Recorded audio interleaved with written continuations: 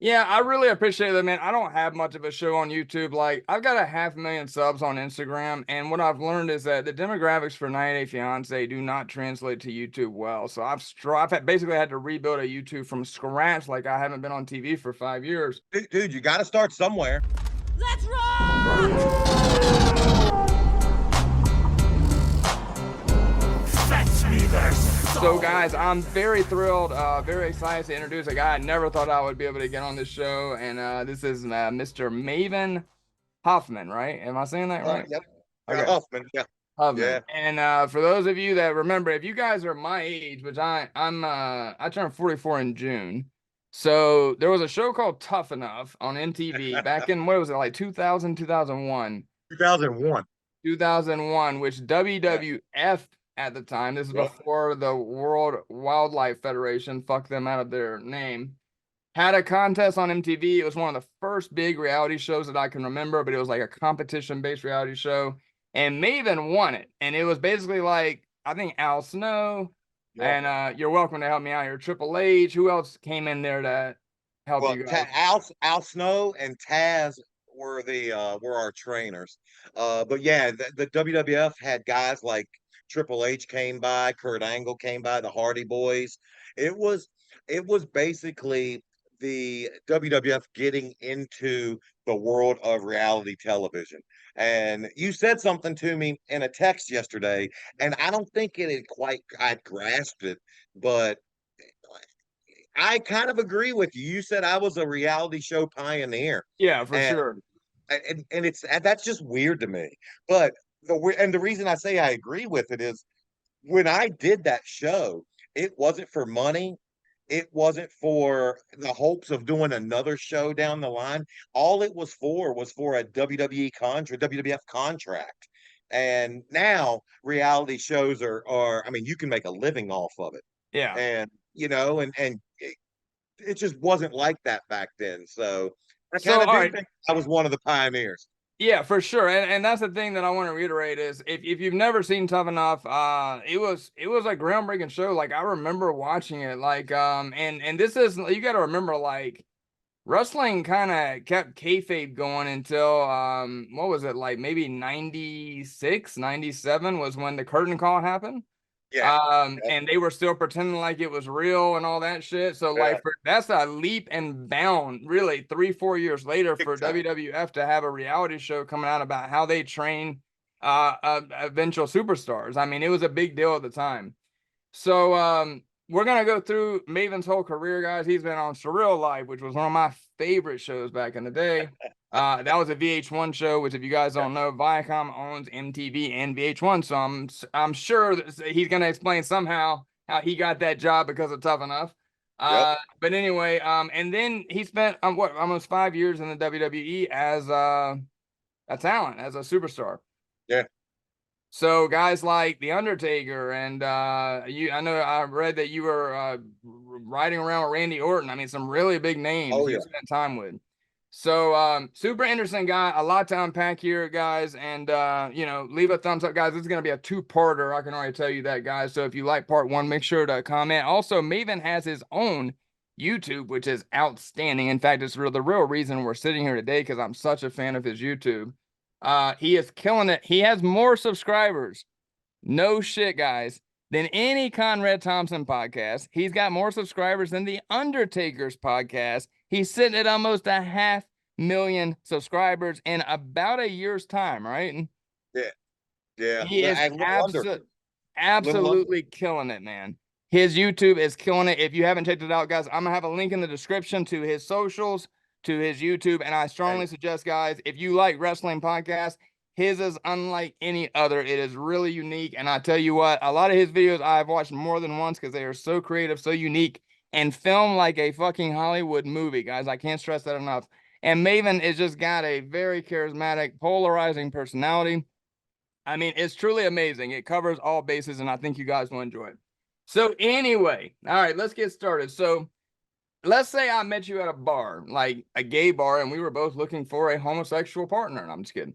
Let's say we met somewhere and I didn't know nothing about you. And I want you just to give me like a 5-minute kind of like upbringing. What led you up to deciding you wanted to be a wrestler? You got it.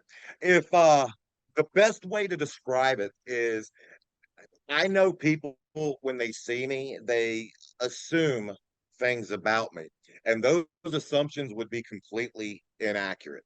I grew up in the sticks, in the woods, in the country in Virginia. I grew up hunting and fishing and just doing everything little kids do back then, making tree forts, the shit that kids don't do nowadays. And one of the things I grew up doing was I fell in love with wrestling. I mean, probably at the age of 6 or 7. My Now, wait a dad, minute. Let me interrupt you real quick. So I grew yeah, up in North Carolina, Flair country, right? You yeah, still to this day can't go to a fucking concert, sporting event, anything live without hearing a couple woos.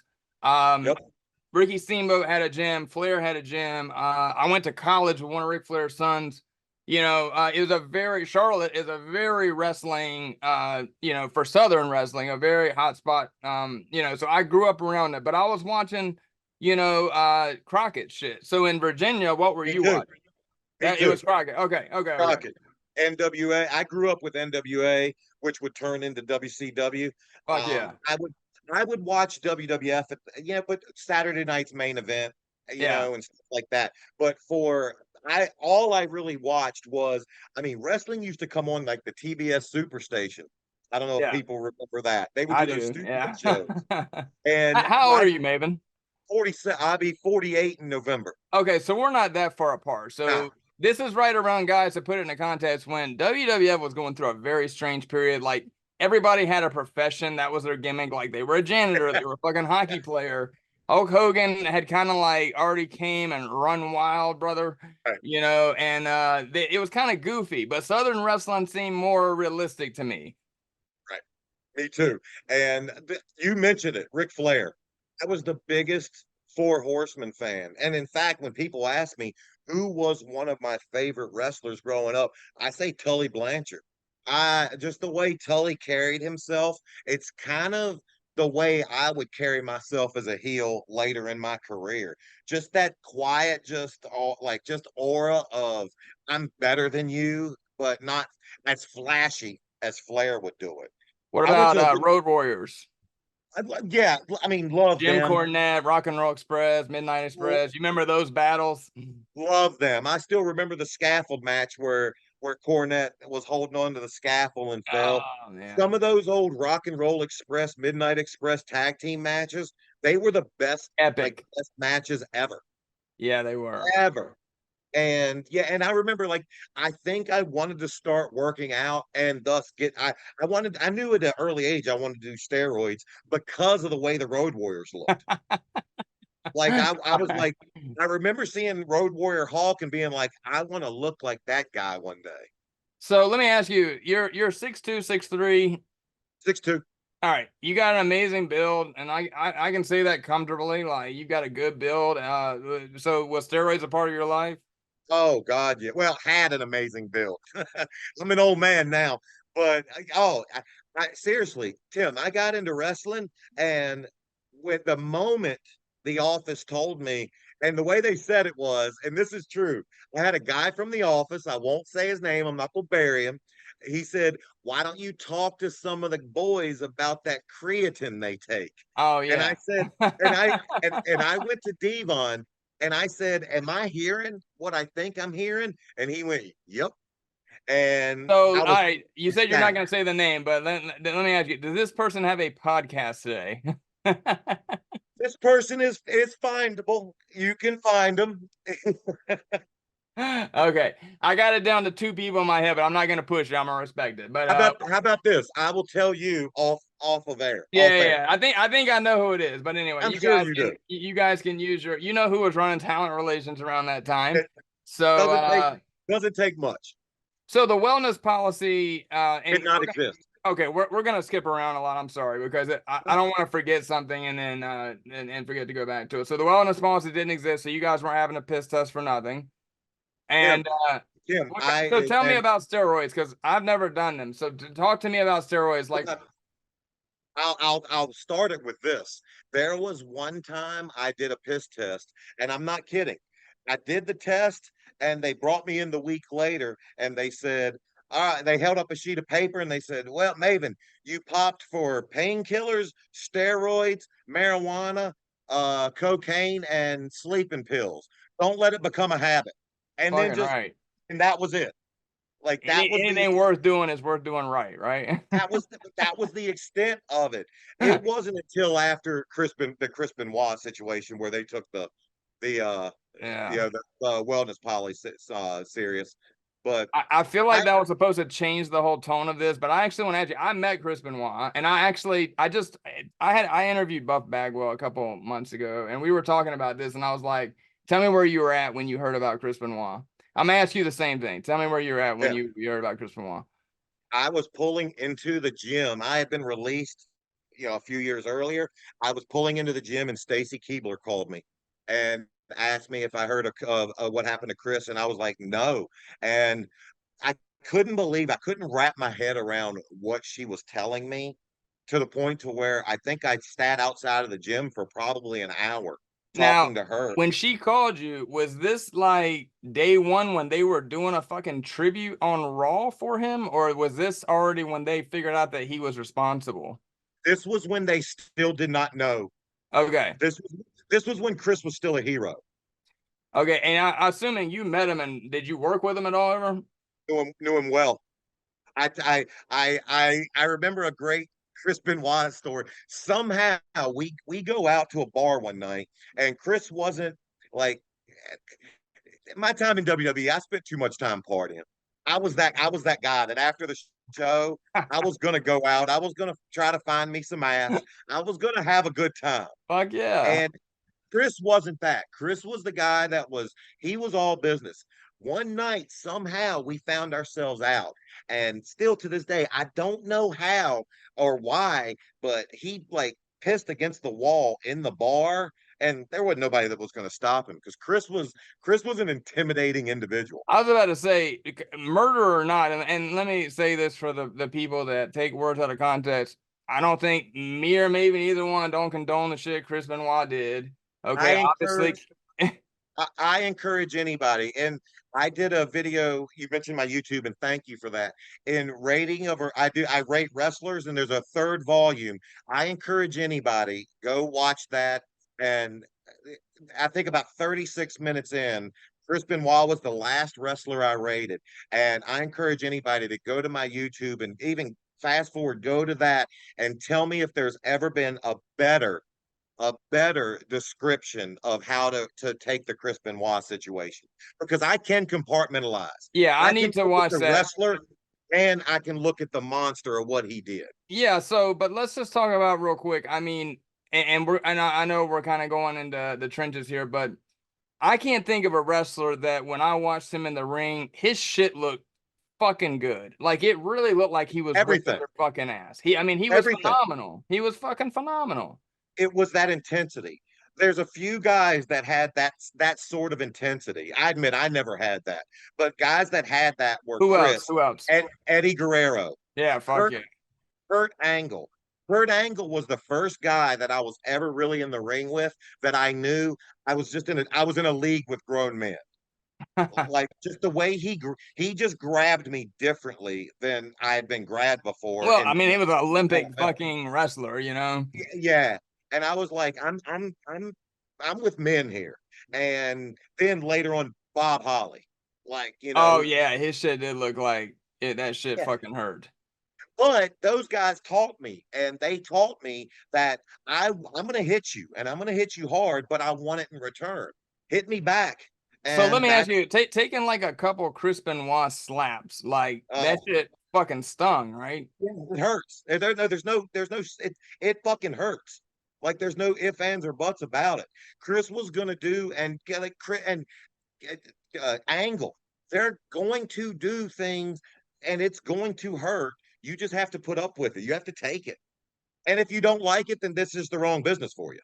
Okay, to go back how this started though, I asked Buff because Buff was like, "Yeah, I did a shit ton of steroids too," and I was like, "Buff, for 1 second, do you think that Benoit murdered his family because of steroids?" And No.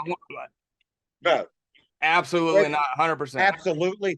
Not only I'm 1,000% sure steroids Buff had said the same nothing to do shit. with it. Yeah, he said the Nothing. same shit. Yeah. If anything, it was I think they said he had the mind of an Like an 80-year-old man 80-year-old. Yeah. with dementia. Yeah. It was, I believe it was CTE. Listen, steroids and all this stuff with roid rage and stuff, steroids are a convenient example or a convenient reason. If someone's a dick, they're a dick. Steroids isn't going to make you a bigger dick. And there's no such thing as roid rage at all. All steroids do is it makes you, it in essence does what your balls already do, but in a fucking high, intensity way.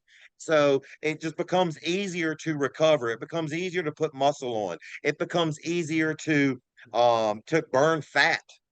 You know, So now, does it fuck with your dick though? Like honestly. well, not your dick. It fucks with your ability to produce testosterone on its own.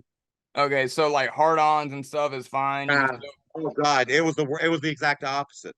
I'd stay hard forever. I it just would have couldn't you finish. like ravenously horny, like Just couldn't finish. oh yeah, like you're Yeah. doing coke all night. Well, yeah, exactly. Yeah, it's the my so my when I first got into WWE, I dated a girl. She had done some bodybuilding, and she was familiar with it. And she used to Was call her it the. name China? It was not, nah. He called it the because there's a drug called Deca. It's like a lot of bodybuilders Yeah, start with I've that, heard of it. Yeah. and she called it the Deca Dick of Death because Oh you shit. yeah, all night, but you just will not finish. That's like your first time your doctor prescribed you Percocets. Like you're like, what the Yes, fuck is going on here? Like I just yeah, can't finish. Yeah, I got you. yeah. All right, so we're gonna put that to rest. So respect Benoit's talent in the ring. Hate him for being a murderer psychopath, guys. Just want to make that clear so none of you in the comments are like, oh my god, they're fucking putting Benoit on a pedestal. I think it's absolutely atrocious what he did, guys, especially the boy. That to me is Yeah, it's bad enough for your wife, but the boy for me yeah. is the one where I really hope he's burning in hell, and I can say that. But I can also say that I watched a lot of I watched him when he was in WCW. I mean, I followed his career for a long time, and I don't care what he did. It doesn't take away that he was a good fucking wrestler. He was a good Yeah. worker. Two things can be true about a situation. Two things Absolutely, can be true. absolutely. Okay, so in junior high and high school, what sports did you play? Baseball and football. Were I you- never wrestled, never even thought about it. I was a pretty good football player, damn good baseball player, and throughout high school, went to college, played baseball in college, and it was a small school. I'm actually in my college's Hall of Fame for baseball, and I got inducted before the wrestling stuff because I know people think nah, they just put him in because he became a wrestler. No, I Right. got inducted the year before when I Okay, was a school teacher. and you were born in Tennessee, but quickly moved to Virginia. I was born in Nashville. My birth mother moved to Tennessee. She could sing, and she moved there for an opportunity. I've never met my birth father. What I've heard, she got involved with a married man.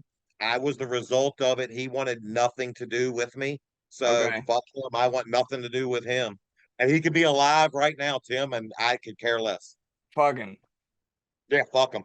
So you look surprised. I read your Wikipedia, motherfucker, right before I got on. So that's not I knew you were born in I'm Tennessee. sorry. It's not that I'm a Hey, savant of wrestling knowledge. I'm sorry.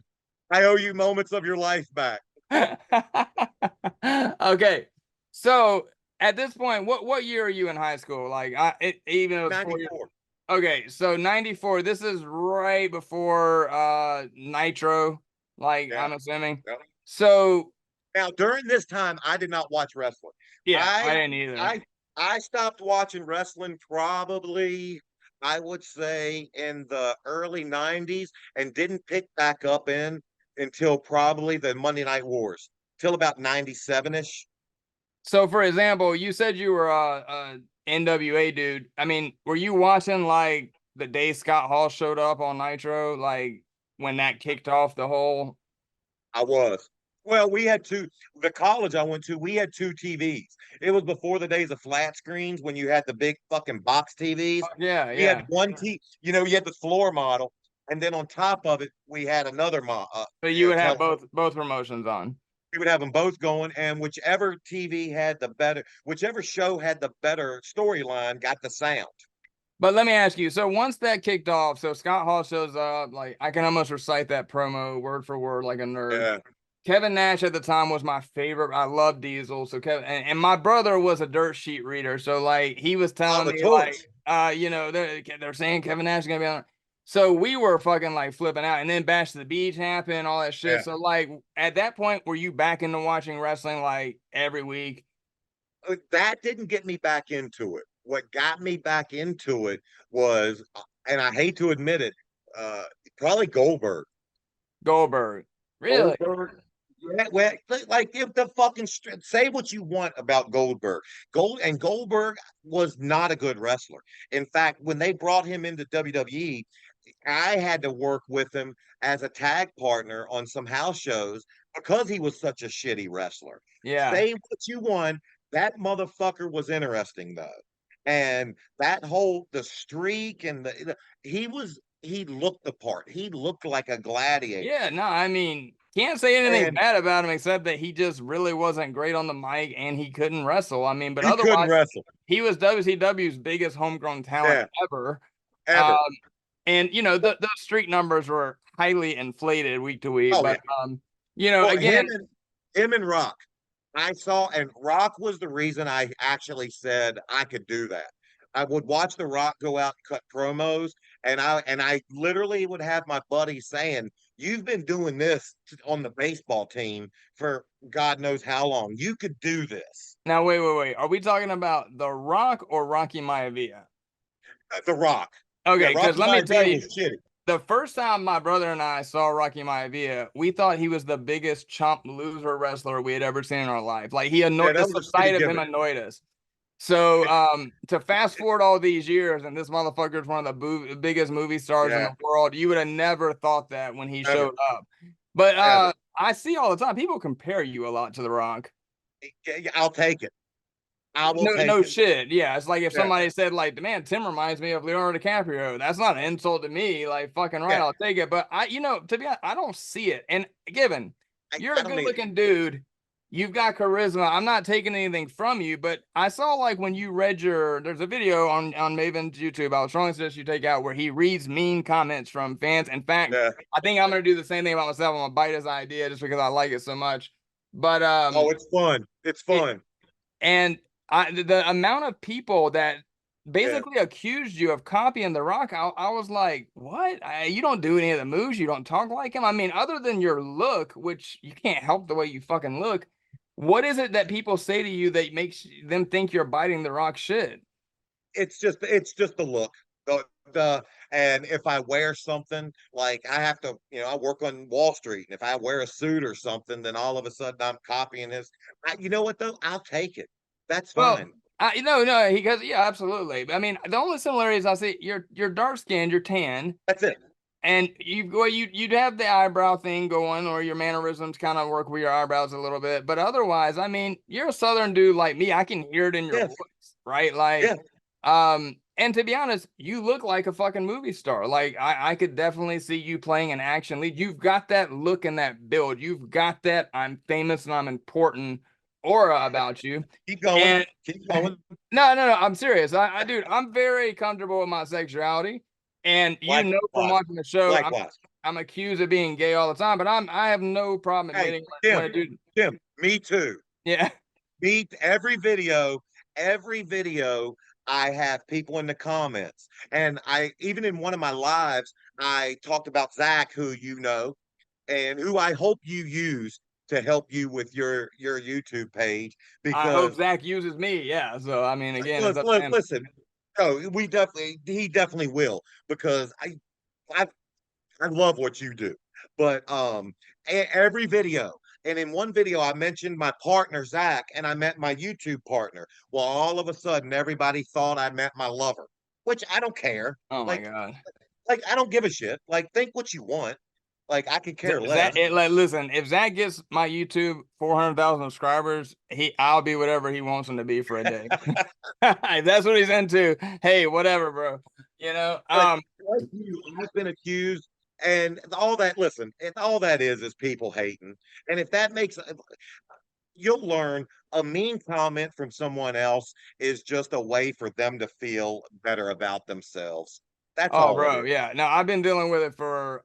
I mean, I've consistently been on TV for about 5 years, and I just finished my 200th and like 26th or 27th episode. We're in 200 countries too. So what happens That's is, crazy. and you know this from reality TV, you film a show. 2 years later, that show's premiering in goddamn Bangkok or Everywhere. somewhere, and you get a whole new set of fans to your social media. Now, where you get fucked for reality TV people, I don't get paid every time that motherfucker Nope. premieres somewhere. You get paid one time when you record Yep. it, and they can fucking show that shit in perpetuity, and you're never gonna make another dollar. And we're gonna get into that too. But let's get back to how you got into wrestling, because I'm bouncing on, and I just want to get that part done. So you're playing sports, you got a phenomenal physique.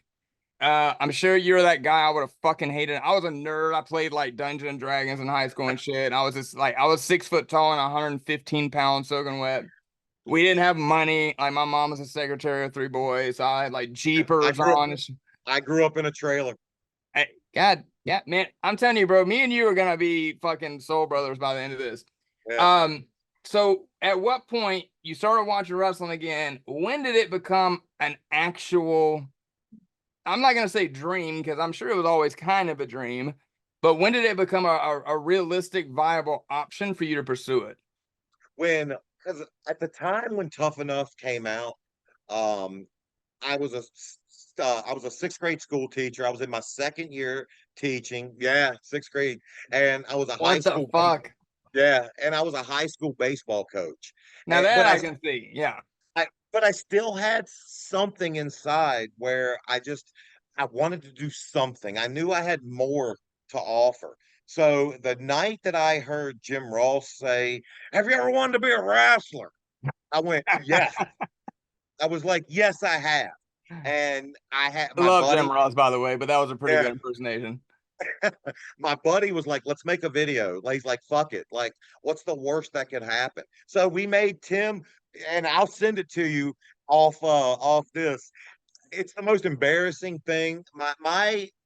My audition for Tough Enough, it's the most god awful thing you could ever see. It's hilarious, but you'll love it. Oh my It's god, like, I'm sure my tape. You know what? I'm gonna make a video side by side comparison of my tape I sent in to 90 Day Fiance versus your tape for Tough Enough, because I don't think people realize how, man, I went through 6 months of fucking casting to get are you serious? my first 90 day show, and then they told me no.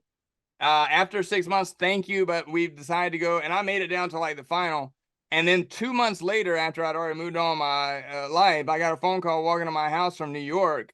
And you know, me and you are Southerners. That's what a lot of people don't understand too. Like, the people in LA and New York, there's jobs all the time for shit like this. But where I live, especially, there's not a lot of motherfuckers from entertainment living in Charlotte, even though Charlotte's become a big city. But so I never thought I was gonna be on TV, bro. And that's what I was about to get with you. So I Me mean, neither. did Me you neither. want to be on TV though? Is it something that you had thought about, like, or Well, just the wrestling part? no. And in fact, when I was at my audition for Tough Enough, it was an MTV product as well. And that on day two of the auditions, the casting person who would later be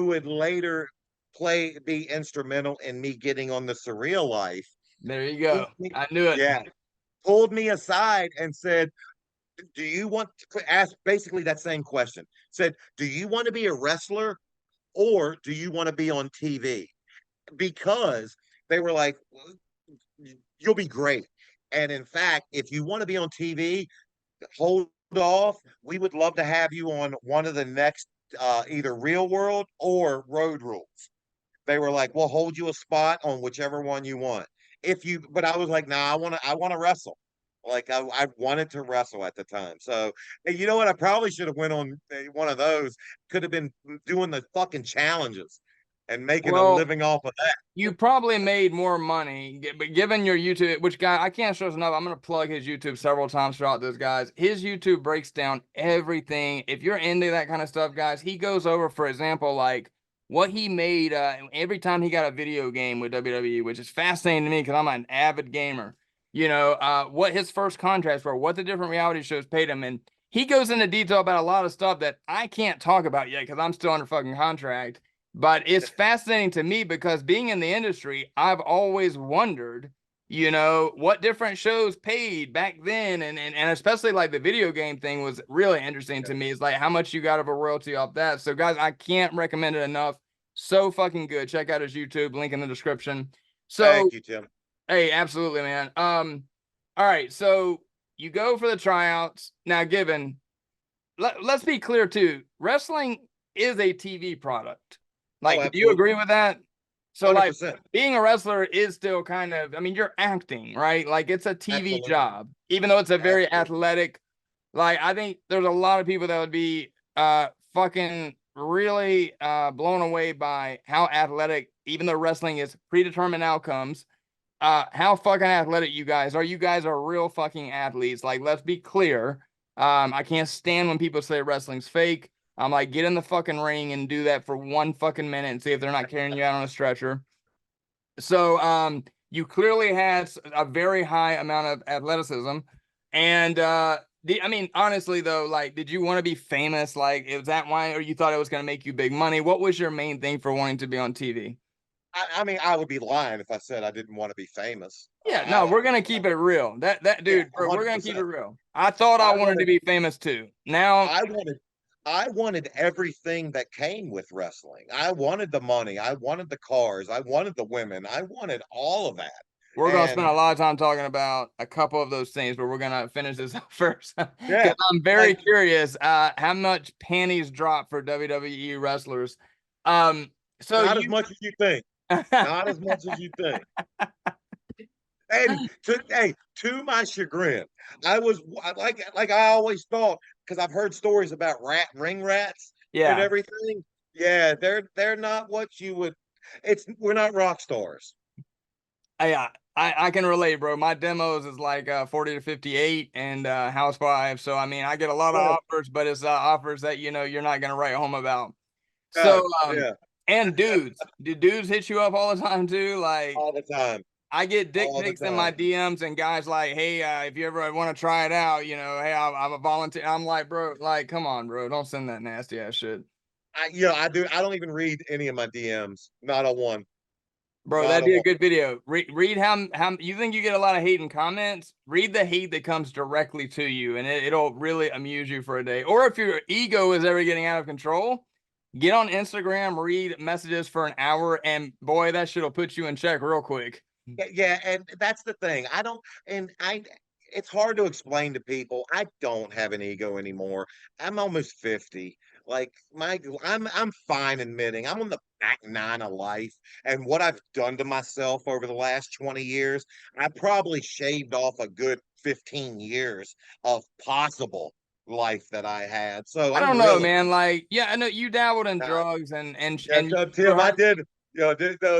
I lived fast for a while. Like I lived fast. I feel like the trade-off for you though is that how you had to eat super clean all the years that you were in wrestling and like exercise, and like you take that for granted, but maybe it's kind of counterbalancing your partying habits with the fact that you're a gym rat, but like I don't step foot in the gym, bro. Like, so again, for me, the biggest exercise I get every day is walking downstairs to my office and then back to bed. I mean, so I hope that you didn't, and I understand the fear because I think about shit like that all the time too. I think we all question our mortality and our legacy, especially as we get into our 40s and 50s.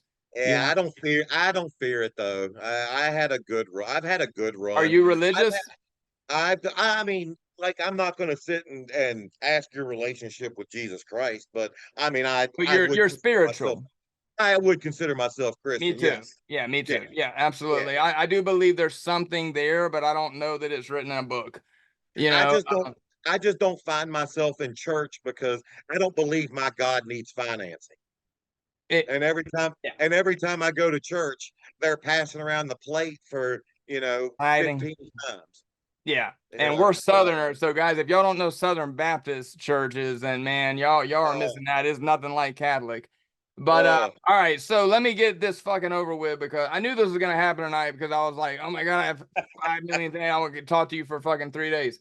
So, all right, you go out for Tough Enough. You don't think anything of it, but you have the dreams of like, man, it'd be cool to be on TV. It'd be cool to be on this Yeah. show. But you still were probably thinking, I'm not gonna get it. But even if I get it, I'm No not gonna chance. fucking win it. No So, chance. you go for a tryout, then you go for another casting, and then what are the steps until you find out that you're shooting this show?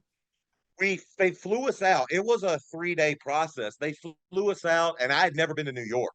My first time ever arriving in New York was being in for Tough Enough, the audition. And we started on a Friday. I think Anybody it was a Friday. notable there? Not real. I mean, other than the WWE people that were But interviewing no us. wrestlers. Nah, Okay. not like. Was there anybody in my group that would become somebody? No, I just meant like was Triple H or Al Snow or anybody that was going to conduct the show. Al Snow was there. Taz was there. Jonathan Coachman was there, who would become a buddy of mine later. Jackie was there. Is Al Snow as cool in person as he looks on the Netflix show? Yes. He's cool as shit, man. What you see on the Netflix show is him to a T. That father figure. What is the name of that show so I can play? Guys, if you Wrestlers. haven't watched it, what's it called? Wrestlers. Wrestlers. My dumb Yeah. ass can't remember. Wrestlers Yeah. on Netflix, guys. It's a 1-season show about OVW, which I'm sure Maven will talk about, like Randy Orton, John Cena, fucking who else came from there? Batista. Batista, Shelton Benjamin, Brock Lesnar. Fucking they set Big Show there for a while when he was John like Cena. Yeah, the prototype, John Cena. Yeah. Guys, they are still operating. It's one of the only like independent wrestling companies with a TV gig, but they've gone through a bunch of ownerships. And Al Snow, he used to own it, I think, but now he just runs it. He still has an ownership stake in it. But mainly, yeah, he's running it, and it's just a great place because there's a difference in wrestling, like the indies, as opposed to TV wrestling. TV wrestling's completely different. Because anyway, you got highly recommend it. That's a great stuff. It shows you the ins and outs and all the personalities they have to deal with, and on a micro budget, and how much work goes into, especially when you're not as big as WWE. Trying to promote and get business. I can't recommend it enough. And Al Snow is one of the biggest parts of that show that I liked. He's great. It's on Netflix. Check it out. We're not getting paid for it, so we're not gonna keep talking. But I'm surprised that Al's never asked you to come for an appearance. I was there probably 3 months ago. Al's wife hit me up, and they were going to do a roast of Al, and she flew me in and had me. I was like the first guy to kick off the roast. And did they televise it? Nah, they didn't televise it, but it damn, was I'd love to something see for it. Al. Like Cool, Al man. he deserves everything. And then I spent a couple days, just hanging out there. It sucks. We did a video. We did like a 10 questions with Al. I mean, at OVW with the ring behind us and an empty arena. And you'll find this out one day. The fucking one of our microphones wasn't on. So it's completely unusable. And it's like, fuck. That's happened to me shooting 90-day shows, and let me tell you, there's nothing worse. We now on a specific show, we stop tape every 25 minutes and restart just to make sure that we haven't fucked up somewhere, so that if there is a problem, we're only 25 minutes. But especially during COVID, bro. Zach and I, we're checking the microphones all the time. He's like, it's never as good the second time around. Ever.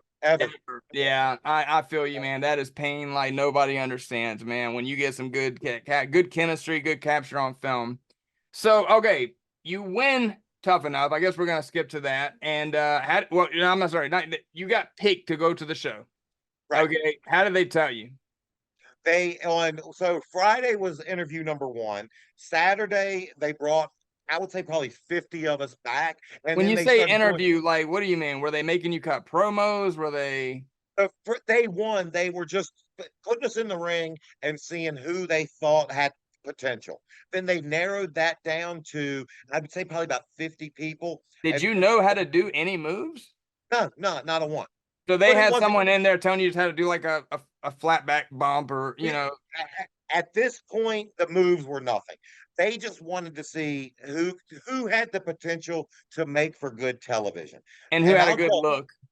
I'll tell anybody, wrestling moves, the moves are easy.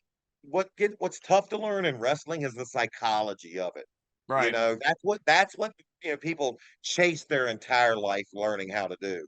But on day two, they brought us back and they dug deep into your background. I was a school teacher, so they were like, "Ooh, that'll play good on the show." And by day three, they told us who the cast of 13 that would be going the next week to Stamford, Connecticut. So once you're right, I had no idea I would get picked, but once they said I was going to be on the show, then I had to go back, quit my I job. was about to ask you. Okay, so Yeah, yeah, it wasn't summertime. no, no, I So went you quit back, your job and pursued, and man, respect to you. That's scary as fuck. so quit my job, sold my car, and canceled the lease on my house. I put every egg I had in the wrestling basket, and if it didn't work out, I was moving back in with my mom. Hey It's man, that's if I tough, wasn't bro. all in, it's like if I wasn't all in, like I wanted to know I had nothing to fall back on So you because really, I mean, this is almost like a fucking Cinderella story in a way. Like you risked everything to chase a dream that you really didn't think you had a chance of winning. uh, I don't Tim, remember the you other want to people on Tough Enough one, but I mean, was there anybody else there that ended up doing anything? Josh Matthews and Chris Nowinski. Okay. So you had some actual real competition. Oh yeah, like Okay. and Chris had done some wrestling. We all thought me and Josh thought he was going to win because we get there and I'd never locked up, and Chris had knew how to do a bunch of stuff. He was actually pretty damn good at that time. And now But is the Josh Matthews a commentator now? yeah, yeah, Okay. I just want to make sure I have yep. the right guy. I was looking him up. Okay. So And the go reason ahead. I did it though, Tim, I needed to know. I needed a reason to know I wasn't going to quit. And I knew if I knew I had nothing else to fall back on, then I wouldn't quit. Because of the 13 people they brought into the house, 8 quit. Think about that. This is my dream, but 8 people quit. I've never been able to grasp my head around How fast are you talking? weeks, 2 weeks. This is like fucking Navy SEAL buzz training. Like you got guys just ringing bells left and right. Yes, Like, nah, I'm not doing this shit. they started MTV started flipping out because within 2 weeks, like that 8 quit. And they're like, they told Al, you got to calm down a little bit. This might be a little too hard. We got to have a show at the end of this because we were there for 9 weeks. Yeah. And I mean, with 7 weeks to go, I mean, there's literally like 7 people left. So interesting enough, I watched your video talking about your pay for this, and one of the things you said that stuck with me was I think you said they were paying you around $300 a week, $300 a week. but Yeah. you had to pay your food. Had to buy all our food. Unless they did something where they like took us out to eat, But that that's where still they were crazy. So they filming it. put you in a house. Where Yeah. was this at, by the way? Stamford, Connecticut. Okay, it was in Stamford. Connecticut Yep. near the Twin Towers. Yes. I'm sorry, Titan Towers, not the Twin Towers. I knew what you're talking about. Jesus But Christ. yes, it was near the Twin Towers, actually. Right. Okay. Because the day that happened, we were literally training, and the 9/11 postponed the finale of Tough Enough. Wow. Yeah, Damn, I would have never even correlated the two together. You did say 2001, but man, that's yeah, crazy. yeah. Okay. During your time, which I think you said it was 9 weeks, right? 9 weeks. Okay. I mean, I know you've talked about this to death, but anything like weird, crazy, were you scared at one point? Did you get super anxious about something? Anything happen that you remember just being like really either freaked out, excited, or was there a good story that happened that 9 weeks that you haven't talked about like a million times? Nothing. I wouldn't say anything that like freaked me out or scared me or anything. The one thing that happened that I've mentioned before that I couldn't believe, and now I see the smartest thing I was ever told. The Hardy Boys came in and they told us, they said, this is the best. If this is the career path you choose, this is the best your body will ever feel moving forward. And you know how you are when you're young. You think you're fucking invincible and nothing hurts for more than a day. And now, like Tim, every morning when I wake up for 5 to 10 minutes, it looks like I was in a minor car wreck the Bro, day before. I'm laughing because I'm the same, man. Like getting old Yeah, sucks, bro. it does. You can It's yawn the wrong way and be down for 3 days. Like, yeah, it sounded better. It sounded better in the brochure. That's for yeah, damn sure. yeah, yeah. So But I remember the episode Triple H came, and that had to have been a yeah, huge deal for you guys. So I just anything with that day? I just remember because I seen these guys on TV. I just remember seeing him face to face for the first time and thinking to myself, okay, he's not completely like astronomically bigger than I was. Right, yeah. And at that point, I said for the first time, I can do this How tall because is Triple H? he's an inch taller than I am, 6'3". Really? See, I would have guessed Yeah. you look taller than him on TV. Yeah. Uh, well, but I remember just thinking to myself, God, he's a fucking monster. And then finally, once we were face to face, then I was like, I can do this. Like I can do this. Let me to sidetrack real quick about Triple H. So getting to know him, you worked for did you know back when you were working for WWE that Triple H could possibly be running the show one day? Did you ever see that with I him? mean, man, we all knew what Before he he was was fucking angling. Stephanie though, or once he fucking started fucking Stephanie, you were like, yeah. Man, we all saw that coming. We knew what he was angling for. Everybody But fucking let me knew ask it. you this: does he deserve it? Yes. Okay, Yeah. so he really everybody says that he really is a Yes. fucking smart guy and Listen, understands the business. So in that's the good to know. in the ring, he's a savant. He's amazing. He's one of the only guys I could wrestle for, and I wouldn't get tired. And that's due to him and his pacing. I saw you say that in your rating. I was showering earlier and I Yeah, put on a couple of your videos just to get ready for this, and I heard you say that about him. So that's cool. yeah. And he always And treats you with respect and I mean, it's respect. Yeah, it's that. I think it's that backhanded respect. You know. yeah, because you Yeah, were new and like, the way you yeah, got in was very different than how every other wrestler got exactly. there. So of Yeah, course, I feel for you in a way because I'm sure you dealt with a lot of hate, especially passive aggressive hate of like, oh, this motherfucker from TV. absolutely. Okay, And so I didn't do anything that all the other guys they would have jumped at that opportunity. And yeah. anybody that says they wouldn't have is a fucking liar. Okay, so you finally get to the last episode, and before did they actually tell you like live while they were filming that you won, or you knew ahead of time and they were like, you're gonna win, so act surprised? Okay, no, tell they didn't tell me that. However, I knew I was going to win, and here's why. At the time, my mom was sick. She got cancer. I would say probably a few months before I left for Tough Enough, and she had been really, really sick. And about 7 weeks into filming, I get a message from my aunt, and they said your mom's in the hospital. They don't know if she's going to make it through the weekend. And I'm like, fuck, I can't be here when my if my mom dies. I just can't. Yeah. So I went to Al Snow and to Big, the guy running it. And I pulled him aside without the cameras. And I told him, I was like, I can't quit. I don't have it in me to quit. But also, I, I can't be here doing drills and have my mom So die. you wanted them to eliminate you? I wanted them to. And here's how I knew, Tim. They said, what if we put the show on hold for a while, send you back, we'll send a camera with you respectfully. If your mom, if you won't film anything that's you don't want, but we'll put the show on hold. That way you can see your mom, see how she progresses, and then you can make the decision. But the minute that they said, don't make any rash, hasty decision, because anyone else, the moment they were questioning it, they were like, ah, we'll see you later. Yeah. So the moment they did that, like I kind of knew.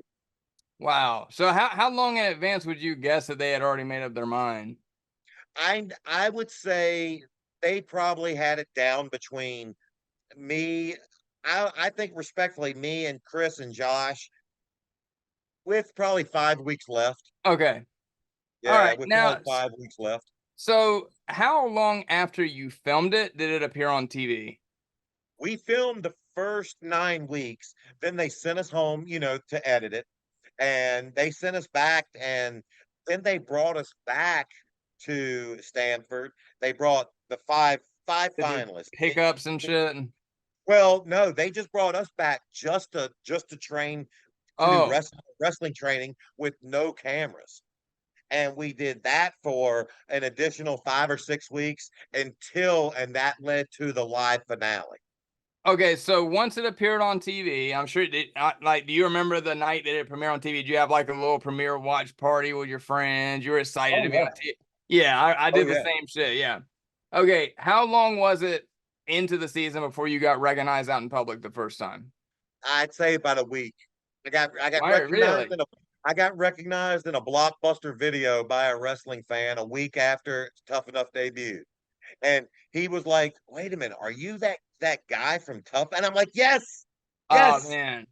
See, it was 5 weeks before, like, when I was on TV before someone actually approached me. So I was like, Really? man, nobody watches this shit. Like, I was like, nobody, but then it's like once that seal cracked, Yeah, then it was like I couldn't go anywhere. And now, of right. course, after being on TV for so long. So, Yeah. okay. So how'd that make you feel? On top of the world. It was the Yeah. coolest feeling ever. And Like now, just fast forward to now. Okay. So yeah. you've been famous for what, 24 years, 23 years, something like that? I wouldn't call it famous, Well, you but are. It's the same thing as me, dude. I'm a Z-list reality show, but our reality show gets more views than most yeah, scripted shows. In fact, I remember my first TV season yeah. was going up against 50 Cent show Power, the finale. Mm, We were number one for 15 weeks, and he was number two. And in the ratings, we were twice the Nelson score as he was. So, I mean, to put it in perspective, like I know I don't feel like a celebrity or famous either. I me tell people neither. I'm a public figure. I don't Yeah, call myself a celebrity. I think it's egotistical, and people don't treat reality stars the same way as they treat, Hollywood people right. or scripted actors. But you've been in the public spotlight for 20 something years. Do you still get as excited now, or do sometimes you kind of wish like, hey, I'm just trying to get some fucking nails at Home Depot. I gotta fix my toilet. Like, I don't want to deal with that right now. Every time I tell people it makes my day more than it makes theirs. I'll But be on the tr I was on the train not too long ago, and I saw a guy with his cell phone, and he's pulling one of these, like, and I could tell he was taking a picture of me, and I was like, "Dude, get over here. Come on. I'll take the picture." And then, I did the selfie with him. I get as excited just to this day as the first time. and It I just assume, when's the last time it's you so were on TV? crazy. I'm sorry? It's so crazy that people like I love the fact that and whenever anybody tells me you made my day, I say the same thing, aim higher.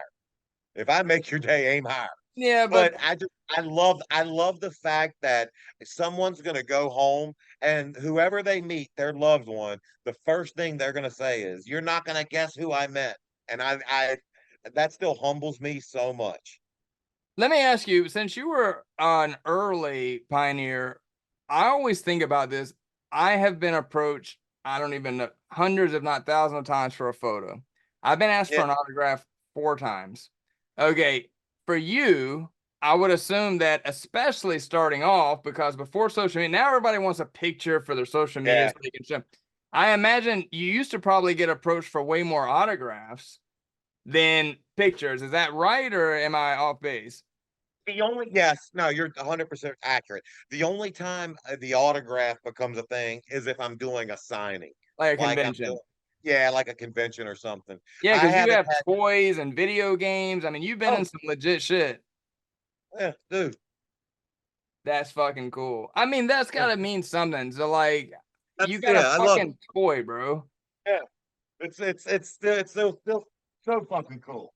And Like, like people pay you 30 or 40 fucking, I don't know what your rate is, to sign a goddamn picture, bro. Like, you know what I mean? Like, how many people can yeah. say that? And I haven't been asked for an autograph on the street in years. Like no one It's stopped. almost like obsolete now. You You're know, 100% right. They want the selfie. they want a selfie, right? Yeah. So I mean, like, in fact, I had a girl one time ask me to sign like a Dollar General receipt. She called me out in the parking lot, and I signed it, and I looked down like, what the fuck are you gonna? My autograph's not your autograph. I'm sure has some value on a wrestling item. My autograph is not worth a fucking penny. So I'm like, what are you gonna do with this receipt? Like, are you gonna hang this Yeah. in a frame? Like, let's just take a fucking picture. Like, come on, you'll enjoy that more. Yeah, I don't know. I try to make somebody's day. Like, and there's some people that care. They're like, well, I don't want them selling my shit. I don't give a fuck. I could care less. If you can make $8 off my autograph, go for it. Go for it. Yeah, I don't give a fuck Have at either, it. but I don't think Yeah. they're selling my shit. But also, 90 Day Fiance is the biggest TV franchise. It's the biggest reality franchise in the world right now, and we don't have any promotional stuff. So, like, if I have 8x10 photos that I mail out, because every once in a while, a fan will write me, they're like, "Oh, I really want to sign it," and I'll just send them one for free. I don't know what shows you watch in the 90 Day world, but Pillow Talk is All of them. like the show that I'm known All of them. for. Pillow Talk has been on, I think, 15 to 20 seasons between all the different shows that we Pillow Talk. Yeah. It was 2 years ago that it finally got a poster image on IMDb. Really. I mean, for again, like shows that are you flip on HBO now that Warner Brothers and Discovery has merged, and like I just did Single Life season 4. We were in the top 10 trending every fucking week, number 5, number 4, and I'm like, we don't even have an 8x10, like we That's have insane. nothing. Yeah, that so again, like, but they don't need it. I guess is like, the shows are doing so well. They do very little marketing for it, very Okay, little they advertising. don't need it. They don't need it. But you could clean up at conventions. Clean up. I know, trust me, we've all talked about it, and I've had a couple convention people talk to me, but at the end of the day, reality TV falls under one. See, man, you've got a Like, lot of shit on your resume, you I'm know. gonna tell you right now, I could see you doing like a Comic Con or something, and you'd make 10 grand. Oh man, listen, my two And that's coolest stories. conservative. I'm gonna say 3 coolest because now you fall into this too. I was at Ric Flair's retirement match, and a woman walked up to me and said, "Hey, my husband's a huge fan of yours. Would you come back to his table and meet him?" And I'm like, "Yeah, sure." It was Billy Gunn, and Oh I my was God. like, "Oh my Yeah. God, you're my fan!" And he was like, "Yeah." So that was cool. I Yeah. was at a convention in Charlotte a few months ago. Same thing. Woman tapped me on the shoulder. "Hey, my husband don't want to bother you, but he's a huge fan." It's fucking Arn Anderson. And then for you to tell me that I mean, it makes my day. I mean, like I had Danielle That, Harris, who's an actress from like the Halloween movies, step out from her table one day and be like, "Oh my God, Tim." So people yeah, get excited, but I can't sit at a table and make money. I that's can't. crazy. They don't allow it. So Well, let listen, here's the thing. Here's the thing about it. Ride this train as long as you can with them paying you. And then the minute that you get out from behind your contractual obligations, like your ability to earn, your earning potential is never going anywhere. I don't There's know. always I feel like you're in a trust different me. category because like Man, again, trust you've got me, Tim. I toys. promise you. I promise you. I was off TV for 12 years and I went and did a convention and people still paid to see my fucking ass. But you have been in the ring with The Undertaker and with all Yeah, these, but okay. And you know bro. what? You have you have done more with because I'll tell you, I DVR every episode of 90 Day. I have the people that I love, I have the people that I hate, and that's what the genius of that show is. You form alliances Yeah. for and against people. It's brilliant. And it seems like every time they come up with a new idea, oh, let's do Love in Paradise. But how can we find someone even crazier than the people before? I know. Let's get a guy who inseminates girls the old-fashioned way. I'm watching that and I'm like, how the fuck do they find these people? So you have a machine behind you. Ride it out. Your earning potential isn't going nowhere. Nowhere. I I hope you're told you. right, and I appreciate that, but Tim, respectfully, I have a lot of people now that the channel's out hitting me up and it's cool. I flipped out when Zach told me you hit, like, literally, I flipped out. I told you, I pulled up your picture. I was like, was it him? And I showed him, and he's like, yeah, that's him. And I was more excited because you knew who I was than anybody today. True story. Well, thank you, True man. story. I really appreciate it. I hope you're And right. then, hey, and then to meet you and to see you're cool makes it even better. Yeah, Makes I it mean, that's obviously like I always tell people like some of my biggest heroes I've met and were complete dicks. yeah. And Yeah. I've gone down the list of like, man, I've met a lot of famous people because I've gone to a lot of conventions. I'm a movie buff. I collect I, movie props and shit. So, I've been very disappointed by some people, and some people that I just wasn't really that excited to meet ended up being so fucking cool that I became a yeah. bigger fan of theirs. Yep. And when I That's meet my someone, biggest thing. I never want to be in that category. absolutely, and I you're not, bro. You're not. like I tell people, anybody that used to bring me into to do conventions or whatever, I would tell them going into it. I would say one thing. I would say, listen, there are bigger name guys you could get at your table. I realize that. I said, but I promise you, by the end of this weekend, you'll see no one is better with fans than me. And I have yet to have somebody tell me that I wasn't accurate with that statement. I feel like this last 5 minutes is going to not help our case that we're not homosexuals, and I feel like we're like falling in love with each other here. So I'm gonna change directions real quick. But thank you so much for the kind words, man. I think very highly of you, and now especially that I've gotten the pleasure of getting to know you, Well, man. you You know got a what else life. you know what else isn't going to help with that cause? The fact that the first time you tell me you're in New York, I will be driving to meet your ass in the city.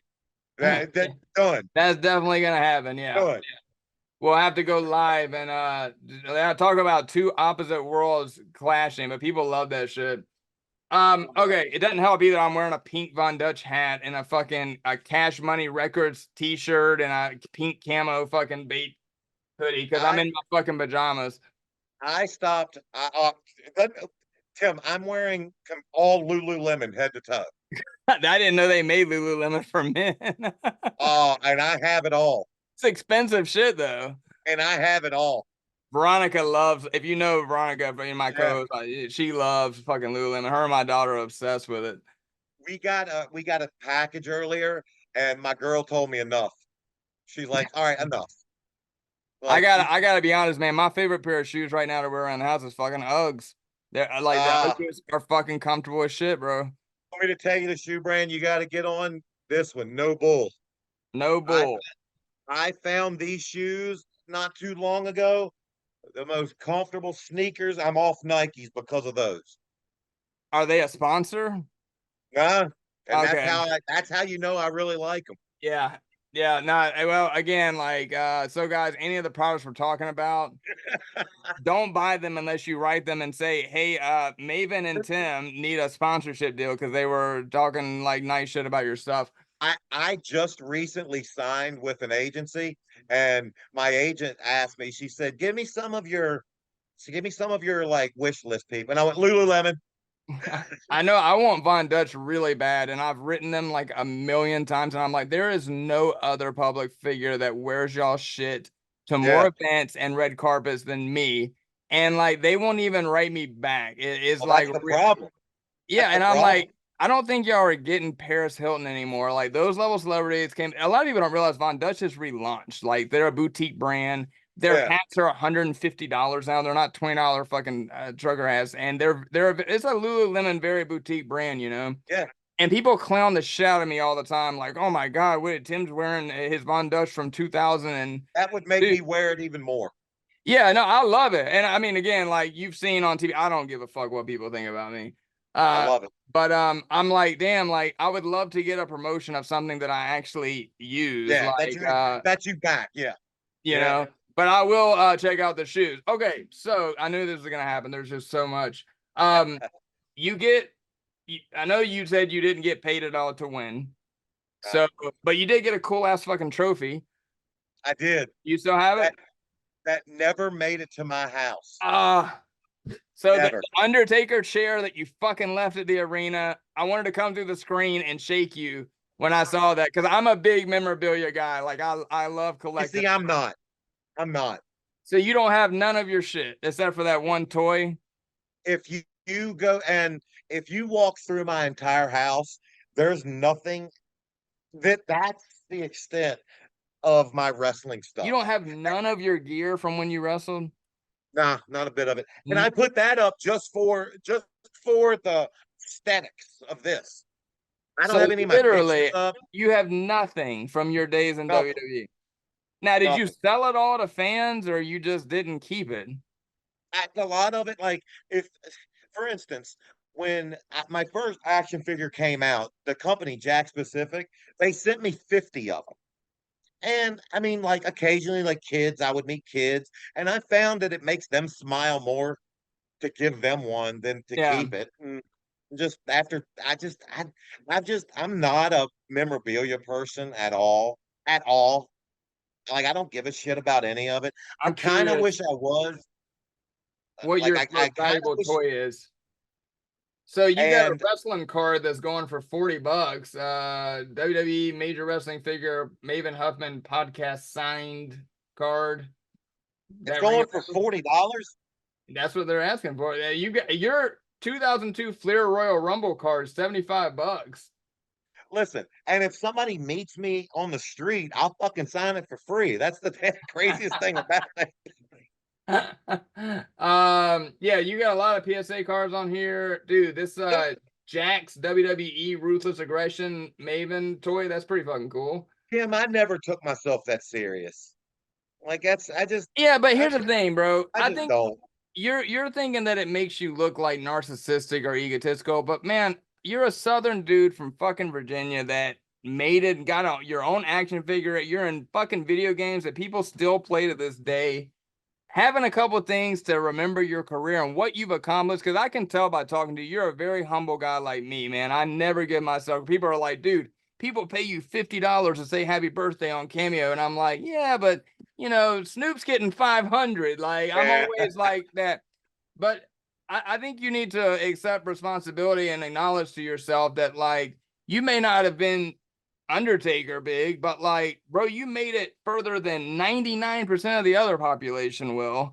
So you did accomplish a lot of cool things, man. And like, dude, you made a career yeah, last 20 years and within TV shows, and now you got a phenomenal podcast with 500,000 people watching. That's yeah. bigger than some TV shows, bro. Well, and honestly, the fact that the YouTube channel has done as well as it has eh, makes all of it worthwhile. And by that, I never would have dreamed that I could have made a living as an, and I can't even believe I'm saying this, as an influencer. It just blows my Now, I mind. would argue that you're not an influencer, that you're a content creator. And I think there Okay. is a I difference. like that better. And I I like think that better. that influencers are like whores on social media that are hawking swimsuits and diet pills, Yeah. and they're just hot. That's why they sell shit, right? Because they got five. You've never heard of these girls. They got 5 million fucking followers because they got big titties or a big ass. Yeah. Yeah. But dude, you're a 48-year-old dude that's making quality content that more people are watching than a lot. That's what people don't understand about YouTube. People knock YouTube as like, oh, they're not real celebrities, blah, blah, blah, like unless you're like Uh, Mr. Beast. But like at 500, I saw a few of your videos have 1.5, 2 million views on them. That's oh yeah. more than a lot of TV shows get. Yeah. So, again, like pat yourself on the back. I see your plaque in the back. That's the one that I'm dying. I don't know why people always joke with me You'll like, get it. you're You'll on get it. TV and you want to be a YouTuber, and people that are on YouTube, they want to be on TV. And I'm like, bro, I just want to have a YouTube channel and get the fucking plaque. That's like my bucket list thing. So, Tim, once we hit about, I would say between 50 and 75,000 subscribers, at that point, then it started like literally multiplying. And now, I mean, we almost can tell how many we're going to get each and every week and how much it's going to go up. It'll happen for you as well. yeah, I mean, I'm trying to focus on it, and I appreciate it, man. And I've learned a hey, lot from watching your channel.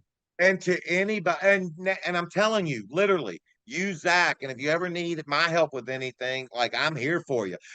You know what I love about YouTube? Here's the best thing about it that we don't have to compete, feel like we're competing against each other. We're Right. not competing for a time slot. There's enough money for us all to go around. And for anyone that makes fun of YouTube, if I told them how much I made on a monthly basis, Oh yeah. they would cease to make fun in a heartbeat. I had a company, and I won't say which one, pay us $12,800 for a 2-minute ad.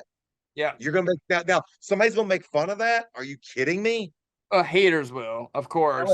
Exactly. But yeah, I told you this, but I'll say, I mean, again, guys, you've seen me play videos with Tim Hansen, and Tim very frankly said one day on an Instagram live we were doing that, at the time he had 680, 700,000 subs. He just uploads games of him playing Call of Duty, and he That's said awesome. he's making $20,000 to $35,000 a month, and now he's at like 1.2 million.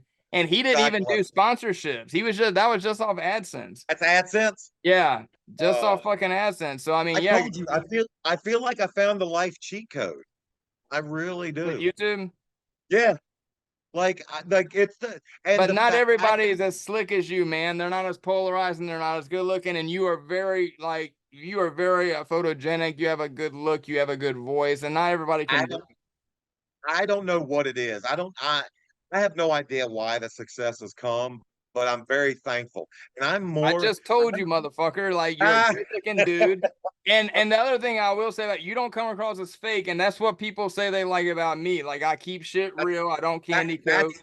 that's what I loved about you from day one on, like, especially, and I really noticed it on the tell-alls. Here Like we I go. was like, Here man, we like go. you were saying exactly what I wanted, like I would have said if I was sitting there. And I felt like not many other people were doing that. Well, thank you, brother. I guys, after Yeah. this, me and Maven are gonna go on a date together, and we'll film it so you guys can see. Yeah, I'm we'll a film wine, it. I'm wine and dine. Hey, are you married? I've never been married. I've been with the Me either. same girl. I've been with the same girl for 12 years. I took her to my first wrestling show and thought she was going to be like, oh my God, he's so cool. He's this, he's that. We get in the truck afterwards. She shuts the door and she says, don't ever take me to that ridiculous shit again. And I was like, this is the one for me. She thinks it's ridiculous. Like Kim, she won't watch my videos. She's like, I get enough of that some bitch at home, but she'll play them like without the sound on, just to boost the numbers. Oh yeah. Hey, she checks me very well. That's great, man. So okay, let's go back. Speaking of girls, because I know I'm missing out on a lot of questions, but so you didn't get your trophy, which is fucking really disappointing because I wanted to see it. For And winning. actually, it went home with a buddy, and it later, and well, I'm sure we'll get into this, but it later got put in a storage unit that I ended up losing. And someone ended up getting it. You want to hear, all right, you know how you talk about memorabilia, you'll love this. So the guy who got my Tough Enough trophy, I saw him 6 months ago, and he came up and told me, I have your trophy. He's like, and I'll sell it back to you. What, do you want it? And I was like, nah, you keep it. How much did he want for it? Did you even ask Six him, hundred bucks. bro? I don't I will buy it back for you for $600. You I need that back in your house, bro. Pass I it down wouldn't if you put have kids. I wouldn't put it up if I did have it. Really? You're not And proud of I'm not that, man. and I'm never gonna have kids. So Man, watch. Now that you said that, the birth yeah, I control know. that girl's on will fail tomorrow, and oh my god, you just knock Oh, on some wood, brother. I had a woman in 2013 from Oregon hit me up, and like I had the state of Oregon send me a piece of paper that said Never a met a hot 5 year girl from old. Oregon. Uh, this one was not. They Yeah. said this 5 year old kid, and my middle name is Clay. This kid's name was Clayton. And they said that she says you're the father, you owe back child support. If you don't prove you're not the father, then we assume you'll start Is paying that the why child you did the video for the you did a ancestry report? That's not why I did it. Okay, No. okay. But I had to go out on my own dime and prove that this, and it was funny because I like called my buddy up freaking out. I'm like, God, Dad, I don't remember if I knew. And he Googled this girl, and Tim, he called me back and he said, if you fuck this girl, you deserve this kid. Hey, but brother, you say you partied a lot, so you know what I'm saying? I Like, didn't party that much. I all right, so speaking of, this is another thing I want to make sure we get to. So, all right, you went Tough Enough, and what happens after you win? Do you immediately, I know you're still training and shit, but how long after Tough Enough was it before you appeared on, like, was it Raw or SmackDown you appeared on? Like I want to say like within the next week, because they wanted to capitalize on the momentum. And most people wrestle and This was own their 2002, right? 2000. I thought my debut match was probably in 2001 I'm just trying to see who all was there. So because was I wrestled Taz 3 times on SmackDown right after Tough Enough ended okay. before they sent me to developmental. Okay, so we're talking about, this is a time in which you had Billy Gunn, Brock Lesnar, Bubba Ray Dudley, let's see, Don Marie. Not actually a lot of big. Wait, so Hogan was back during that time. Yeah. Yep. Okay, and was this like when the NWO had come in for their little short run? In 2001. Yeah, well, it was when they were trying to reignite the magic of the WCW, NWO, and Yeah, in the they WWE. they fucked it all up. Well, Yeah, it's like Vince owned everything at this time, and they yeah. were trying to act like he didn't, and it just didn't. You knew he owned it all. So, all right, there's a couple people I want to ask you about. I know you said you didn't really love Shawn Michaels. I love Shawn Michaels as a wrestler. In fact, one of my Okay. favorite. Go ahead. Remember earlier when you said you've met people that they just don't live up to what you hold? Yeah. Trust me, growing up, I I was the biggest Heartbreak Kid fan, and for whatever reason, That's not helping your not gay claim. well, I just he was just you're right. He was just entertaining. He was just entertaining, So, and he just didn't like me. He just but didn't like everybody me. knows Shawn was a dick, Yeah, and then he found G, and I guess this was before he left and then came back and had arguably the best run of his career. So this was back when everybody thought he was a dick. yeah. Okay, what about like Kevin Nash and Scott Hall? Love them both. Okay. Love, See, that's weird because like I met Kevin Nash one time and he was with Buff. They were at a signing. Buff was cool as fuck. Kevin was yeah, kind of a dick, and that was a big disappointment to me. yeah. Well, Kev is just quiet. Yeah. Like, yeah, that's just how he is. Like, I got to know them on an overseas trip in Europe. I mean, in England, and I got to party with Kevin Nash and Scott Hall, and like that. It was so much fun. Like, I got to party with the fucking outsiders, and those two guys. I mean, even to this day, it's not. I'm not saying like me and Kevin are buddies, like calling or texting each other, Right. but it's when we see each other at conventions or whatever, we'll stop and hug and catch up 30 seconds and then go about our business. But Were nah, you Kevin, surprised to hear when Scott Hall died or surprised? Unfortunately, no. yeah. Sad, yes. Yeah. He died Sad, yeah. actually 2 days before my sister-in-law died of cancer. They both Oh, died the wow. same week. And Scott Hall was and he's actually one of the few wrestlers I never got to actually meet. Now I have talked to his son a few times because I was trying to I was like, bro, do you have anything that was your dad's you would sell? And then WWE came in and bought all of the Razor Ramon shit that his son had. So Really? I didn't get anything. But what about okay, so let me say this to you real quick and see if you agree. When we were kids, I didn't respect Bret Hart and Shawn Michaels very much because they just dressed a little whack. you know, the Yeah. hot pink and the shit Shawn Michaels wore and his music. As I got older and went back and watched, because I was a WCW guy and I kind of stopped watching probably 2 or 3 years after the buyout. I realized Bret Hart and Shawn Michaels are arguably two of the best technical Yeah. wrestlers ever. Like they're just Yes. amazing. And I developed a new respect for them. But what about like your big dudes like Undertaker and Stone Cold, Hogan? I mean, what kind of experiences did you have with the really big guys? So here's the craziest thing. So obviously, when you're a wrestling fan, Hulk Hogan is the top of the mountain. And yeah, Austin, Rock, Taker, all those guys, but they don't exist without Hulk Hogan. Absolutely. My first WrestleMania is WrestleMania 18. I am at one of the signings a couple days before the actual event.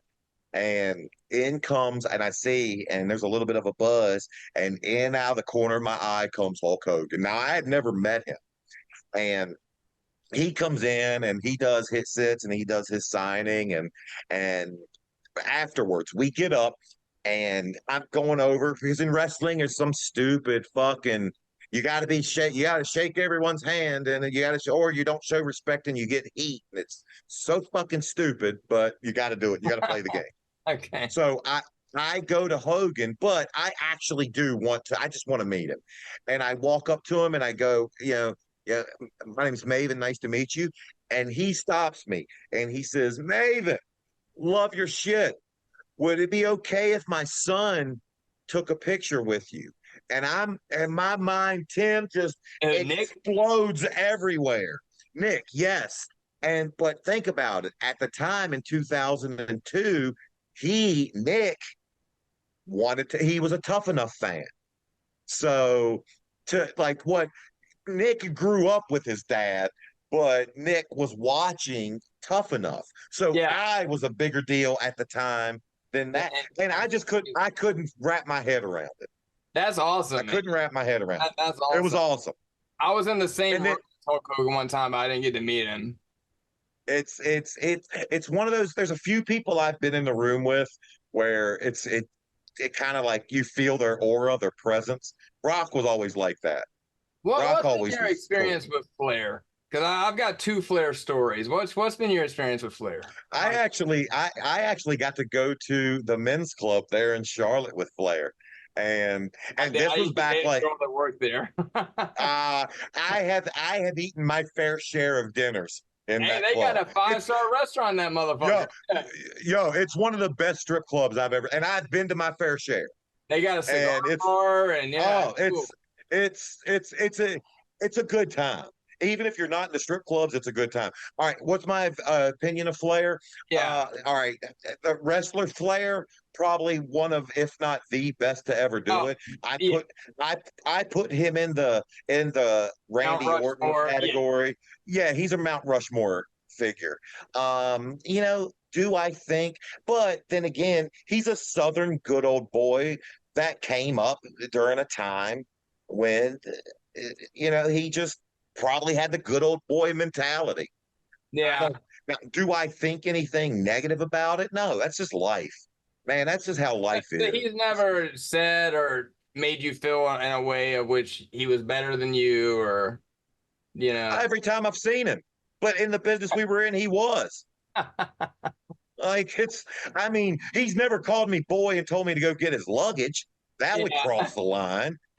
But I mean, every time I worked with him, he was professional, and He gave me more than I probably deserved, and by that I mean he literally let me act like I was, or let the people believe that I deserved to be in the ring with him when I did not. Did you see in the news about he could do? Oh, I saw the video of him in the restaurant. Yeah, that's when I don't understand. Was he by himself? Does he not have a handler? That's when he needs to have somebody grab him and get him the fuck out. Let me tell you a quick story about Flair, man, and let me reiterate. I will always have a love for Flair because he's Charlotte. You know what I mean? Like, put Charlotte on the map. Like, he was the only celebrity out of this motherfucker for a long time. Yeah. I went to I'll never forget, bro. I was standing outside a community college one day, and I kept looking at this dude like he looks fucking familiar. And I'm like, holy fucking shit, that's David Flair. And that's when he was wrestling on WCW. Yeah.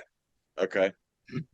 If you lived in Charlotte, you would run into Flair at least 2 or 3 times in your lifetime. He was all over the place. Right. My friend worked for him at Gold's Gym. I got to go to their Christmas party when the Four Horsemen was Flair, Benoit, Malenko, and Anderson. Okay. And all 4 of them All were right. there. I got to meet him. I got a beer when I was 17 or 18 drinking beer with Ric Flair. And I could have blackmailed his ass for money then, but I didn't, you know. Yeah. So I went to his last match. And, you know, you're familiar with Conrad Thompson, the guy? Okay. Yeah. Well, Conrad, I mean, I don't want to say like bad things about him, but Conrad to me is not like a super warm guy. I don't know. I think he's got an ego because he has been very successful with his podcast. Fair. He's built a whole fucking empire, but sometimes I think Conrad gets mistaken that he's a star and he's just as big as some of the wrestlers are. And the way he talks to you sometimes is a little off-putting. So I'm not going to go down the situations I've had with Conrad, but I flew in from Charlotte to Memphis, and I mean, I was $2,000 in between plane tickets and seats to the event and shit. And they were selling commemorative posters that had Flair, Jay Lethal, whoever was in Jared, whoever was involved in the match. And I bought 3 of them. I have 2 brothers, and we all grew up watching wrestling. And I bought autographs ×3 for every person that was on the poster, which included Davy Crockett, even Jarrett's wife. Flair's autograph was $100 each. Okay. By the time you added up all the other ones, 3 Jay Lethals, 3 whatever, I was coming up on $1,000 into these posters. Yeah. And Easily. I'm in the line for Flair, and they announced this is the first day of signing. Flair is not gonna sign any more autographs. He's only gonna take pictures. So now I've heard story. I've asked promoters to set me near Flair's table. I've asked them to set me near Brett's table just so I can get their cast-offs when people leave their line. And I was at an event one time where Flair showed up. I want to say it was 2 hours late, and then didn't extend the time to make up for it. So all right, so I know what you're talking about. Because I had gotten the tickets through Conrad, not that he gave them to me, let's be clear, but he got I know you paid for them. Yeah. I paid for them. Now, given the whole time I was at the event, right, I think Conrad doesn't realize, he don't know who I am, he don't know my show, but people were stopping me all fucking week and getting pictures. Right. I even saw Twitter posts of people thanking Conrad for bringing me out there, right? Wow. So, yeah, you know, I'm like, whatever. I had a good time, you know, whatever. But, like, I went to the guy that was Conrad's partner on the convention and was like, hey, bro, I only came here to get these fucking posters. I was going to give 1 each to my brothers for Christmas. And I'm like, I bought this $600 3D scan to sit in a booth there and then turn you into Okay, so I had spent every goddamn dollar you could on Flair. Now, again, bro, I'm a normal dude. I don't expect special treatment, but I expect to get the fuck I paid for. You know what I mean? Absolutely. So I go to him and I'm like, look, man, like Flair refused to sign these. I got everybody else's signature. It's like getting a goddamn Scarface poster without Al Pacino's signature on it. You don't want the other 15 people. Like that it was his fucking last match, right? Right. So my flight and a lot of other people's flights have been delayed coming in on Friday. We were supposed to do the scan that night, but instead they said you can come Sunday morning and we're going to do all the people that missed. So I show up Sunday morning at like 6 fucking in the morning. They had us there super early. And the promoter told me, bring your posters. I'll get Flair to sign them for you then. So I'm lugging these fucking posters. I'm there. An hour goes by, manager comes out and it's like, I don't know how to tell you this, but I don't know if this is going to happen. And I'm like, he don't want to sign the posters. And he's like, I don't know if he ain't up. Flair's in the back crying and we don't know if he's going to participate. I think he was drunk or something. I don't know. Probably. Another hour later comes out. He finally goes in. We step into the booth. I'm like, hey, Flair, so nice to see you again. I went to school with your son. I showed him the utmost respect, tried to shake his hand. He didn't say a fucking word to me. Yeah. So I'm like, all right. So I walk back out and I tell the manager, like, hey, you gonna be able to get these posters signed? He's like, you know what? Bring them to the match tonight and just give him some time and I'll promise. So now I'm at the fucking Nashville Auditorium with these posters and a bunch of drunk Lugging people. posters. I'm texting the dude the whole fucking night, and of course, never get the poster signed. For the last 2 years, I have asked everybody in the wrestling business and offered to pay, not asking for shit for free. I even reached out to Conrad. I mean, that's his fucking son-in-law, and was like, bro, if I mail you these posters, I'll give you 500 fucking bucks. Can you get Flair to sign them? Nope, can't do it. Reached out to Jay Lethal, talked to him. He was gonna try to help me, and then he came back, can't do it. Reached out to Billy Gunn's wife, because Yeah. nobody can help me. So my taste for What about Arn? What about Arn? So I talked to Arn's wife after the convention, and I just didn't feel like it was. Man, I don't like asking people for shit, bro. Like, No, I don't either. But Arn was always my agent. Arn became my agent when I was wrestling, and I like Arn was the best, and I love Arn well, to I tell death. you what, if you do a And convention, you said he knows you and likes you, so yeah, but I he would mean, do it. it's like Arn. Could you get these Ric Flair? I just feel bad. Yeah, Like, I'm not asking him to nah, sign something. I hear you. I don't, I hear man, you. it's not worth me ruining a relationship with somebody for them to feel like I'm trying to use them for a goddamn autograph.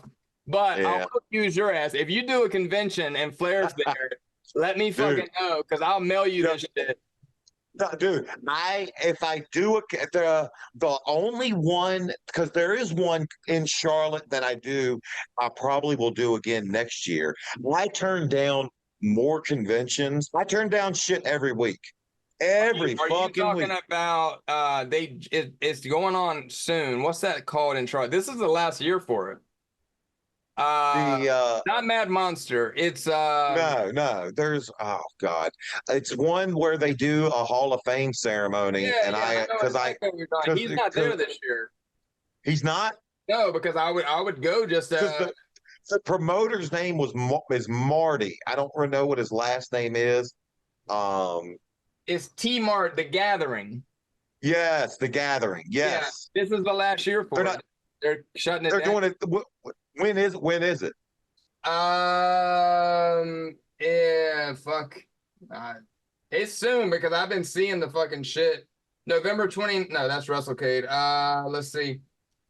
It's got to be in the next couple of months, because they've been, and like, man, the guest list is kind of whack this year, to be honest. They don't really have anybody that exciting. August 1st through August 4th. August 1st. All right. If I do it, but is Flair on that one? If you come to Charlotte, bro, nah, he's not. But if you come to Charlotte to do it, bro, let me know, and I'll show you the fucking town. Well, here's the thing. I get asked to do conventions all the time, and now I used to have run all over to fucking do them. But once I got my job in the city and I started making some decent money, then I started being able to turn. I don't want to do any of them. Like, let's get that straight. I don't like doing them.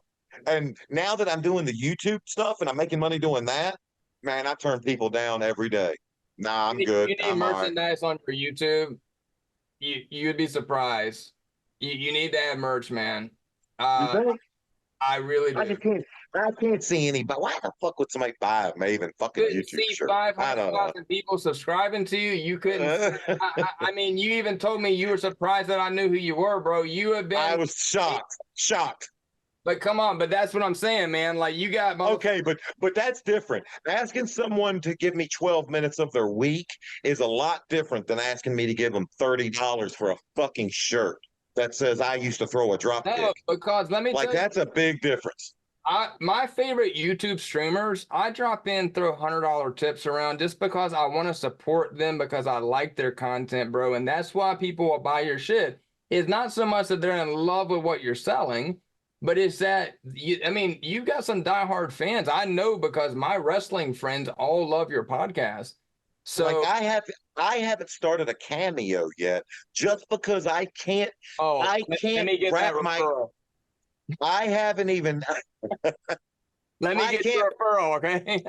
I can't wrap my head around the fact that someone would want me to make them a message. Oh, they will. If I I'm think it would, selling them, you will sell them, bro. Like, okay, but you're on a nationally televised TV show and every fucking international. week. Get it right. Internet bingo. Yes, I fucking disrespected you. I Nah, just disrespected you, and so I could understand that. It's the same way. It's the same thing as like when George Santos started bro, putting out. I you're can understand him selling them. you're Maven, bro. Just because in your mind Uh, you're a mid-card wrestler that don't, you know what, man? Think about it like this: how many wrestlers, and we're gonna take The Rock and Cena and Dave Bautista out of the equation. Piper, did they live? Okay, that was one good movie. All right. yeah, How many other? that's a fucking classic. Oh, I fucking love, man. John Carpenter's a Yeah, shit. Big Trouble in yeah. Little China is one of my favorite movies of all time, bro. Best fight scene in any movie ever. And what? They live. The They fight live. scene, Oh yeah, dude. It's the fucking. best fight scene ever. I can't believe they haven't remade it yet.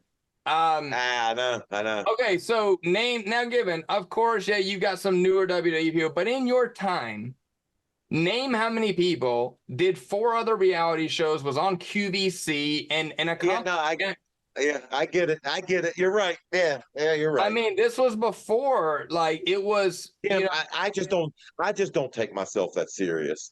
and I that's literally, good. You remained humble, but I'm gonna be the guy that's gonna say, look, I beat myself up all the time, and people have to remind me, like I told you in text. My friends say to me all the time when I'm bitching out, man, nobody's gonna remember me. I don't have a legacy. They're like, people pay you $60 fucking for you to say happy birthday to them, Tim. You were special to somebody. And maybe yeah, that's you are crazy. special to somebody, bro. I promise you. So I don't just know, I just know how dumb I am, and I know, like, literally, I'm gonna be the guy. I'm the guy that's out every morning at fucking crack ass dawn, picking up dog shit off the lawn. And it's like, it's just, I don't know. what does I'm the that most mean down to though? earth regular. Like I'm what just does saying, that mean? I'm just saying, I'm the most down to earth fucking regular. Here's what it means. If you ride by at that moment, you can stop and get me to say hi to you for free. If you fucking Absolutely. pass me in the grocery store, you can get whatever you want from me for free. So me and Buff Bagwell just had this same conversation, and I broke it down for Buff because he was saying, man, when the picture thing started, fans had a real hard time with me telling them I was going to charge them to take a photo with their phone. And he's like, there's not a nice way to tell them, like, hey, I'm a superstar and you're not. But I told Buff, I was like, look, man, what people don't understand is most conventions, you're paying your travel. You're paying for your 8x10s. You're paying for the expense of coming out there to Yeah. give these people the opportunity to meet you. That doesn't mean you think you're better than people. It's a business like anything else. And you yourself, Maven, is a business. It's very hard as human beings for us to associate ourselves as a business. So again, it's not that you think you're better than people, bro. I pick up shit too. I'm a normal person, bro. You'll catch me at Walmart looking at the ounces on canned goods to see which one is the better buy. You know what I mean? Like, I'm not a rich A-list Hollywood celebrity. However, I am someone that people get excited to meet and want to take a photo with, which is not a normal lifestyle. You know what I mean? You know what? I have found the way to get by all that. I always have a bad guy with me. I always have someone with me that I can say the minute somebody asks me how much stuff are, I point at them and I say, I say the same thing, Tim. I say, I'm here on their dime. They paid me to be here. So Yeah, whatever they sorry. say. Yeah, sorry. It's just, hey, I'm pushing the heat on somebody else. And I would love to work a convention with you and just be your cash dude. Like, Oh my I would God. make you a shit ton of money, bro. Like, I would make you a shit ton of money because God. I'm happy to be the heel and you can be the baby face. So, well, anyway, I've told you, I do promise though that like I'm not just sitting signing and not looking up. I try to interact with the people, and I try to make sure, like I said, I'm not the biggest name wrestler you'll ever meet, but I promise you, I'll be the one that you remember after you leave a convention. yeah, I'll tell you this, man. I've met a lot of wrestlers, and 2 of them stand out. And I say 3 now because you're fucking amazing. Jake the Snake Roberts, out of all people, Okay. Yeah. blew me the fuck away. I met you can meet a lot of people at conventions if you're a smoker, because all the signing they Absolutely. get out for cigarettes, bro. And I've met a lot of guys just being outside when I was a smoker. Right. Jake the Snake was outside smoking. He walked right up to me, started talking to me like this is way before I was on TV or anything.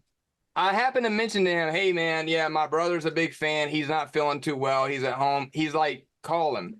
I handed him my phone. He cut a fucking promo, left it That's on awesome. and it's the little things like that you know That's what? awesome. I wasn't the biggest Jake the Snake fan before. I liked him, but I wasn't buying his action figures and shit. But to this day, Now you are fucking fan for life because of how he treated me for 5 fucking minutes. You know, so and the way you are, I can't imagine anybody ever walks away thinking like I did when I met Kevin Nash of like, man, Diesel is not what I thought or what I hoped for. You know what I mean? Like, and I've heard that he's been humbled a little bit since his son died and when he saw how much of the fans showed him support. But that was disappointing. You know what I mean? Like, I really fucking like him. And I also tell people there was a time in my life when I went through an arrest. I lost 2 houses, and by losing, I was working for the Home Shopping Network, you know, making great money. And then after my arrest, that job, I lost it immediately. Glad you And brought I had 0 income coming in, and I could not carry 2 mortgages. And there was a time, Tim, when I put everything I owned in the back of my fucking Escalade and drove here to New York. And the only job I could get, I had a buddy who had a bar, and he said, I can let you bounce and put you at my door and put some cash in your pocket every night. And you know what? To this day, I'm still thankful that he came through and put money in my pocket.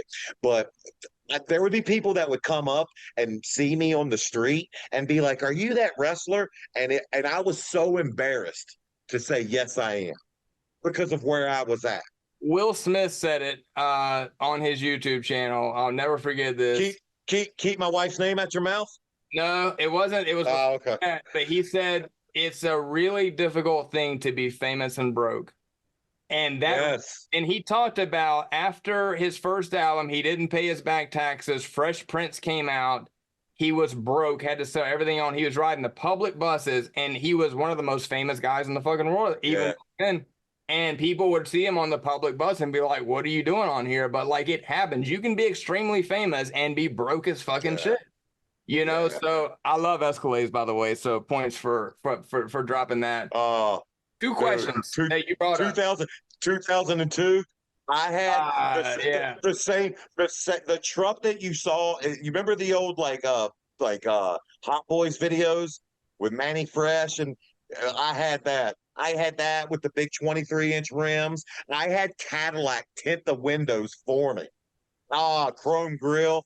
It was, Bro, obviously, like behind the scenes, I'm not wearing the same clothes because we actually filmed this. I remember your Hot Boys shirt shirt. on. Yeah. Like, Cash Money shirt. Yeah. BG just got out of prison. He's one of my favorite rappers of all time. I've been begging his people to let me get an interview, and of course they won't. But I love.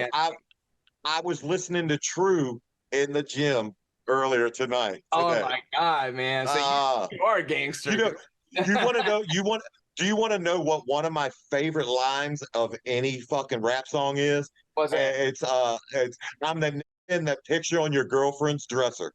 That's one of the best fucking lines in any rap song ever. I love it. I love it.